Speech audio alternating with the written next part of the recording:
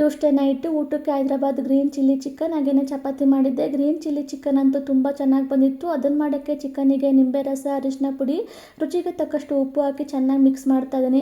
ಅದಾದ ನಂತರ ಒಂದು ಜಾರಿಗೆ ಶುಂಠಿ, ಬೆಳ್ಳುಳ್ಳಿ, ಗೋಡಂಬಿ, ಖಾರಕ್ಕೆ ತಕ್ಕನಾಗಿ ಹಸಿರು ಮೆಣಸಿನ್ಕಾಯಿ, ಕೊತ್ತಂಬರಿ ಸೊಪ್ಪು, ಪುದೀನ ಸೊಪ್ಪು, ಸ್ವಲ್ಪ ನೀರನ್ನು ಸೇರಿಸಿ ಫೈನ್ ಪೇಸ್ಟ್ ಮಾಡ್ತಾ ಇದ್ದೀನಿ. ಮಾಡಿದ ನಂತರ ಮ್ಯಾರಿನೇಟ್ ಮಾಡಿದ ಚಿಕನಿಗೆ ರುಬ್ಬಿ ಇಟ್ಕೊಂಡಿರುವ ಗ್ರೀನ್ ಪೇಸ್ಟ್ ಜೊತೆಗೆ ಈರುಳ್ಳಿ ಪೇಸ್ಟ್ ಹಾಕಿ ಚೆನ್ನಾಗಿ ಮಿಕ್ಸ್ ಮಾಡಿ 1 ಅವರ್ ಎತ್ತಿಡ್ತಾ ಇದ್ದೀನಿ. 1 ಅವರ್ ಆದ ನಂತರ ಒಂದು ಕಡಾಯಿಗೆ ಎಣ್ಣೆ ಹಾಕಿ, ಎಣ್ಣೆ ಬಿಸಿ ಆದಮೇಲೆ ಪಲಾವ್ ಎಲೆ, ಚಕ್ಕೆ ಲವಂಗ, ಕರಿಬೇವು, ಮ್ಯಾರಿನೇಟ್ ಮಾಡಿದ ಚಿಕನ್ ಹಾಕಿ ಚೆನ್ನಾಗಿ ಮಿಕ್ಸ್ ಮಾಡಬೇಕು.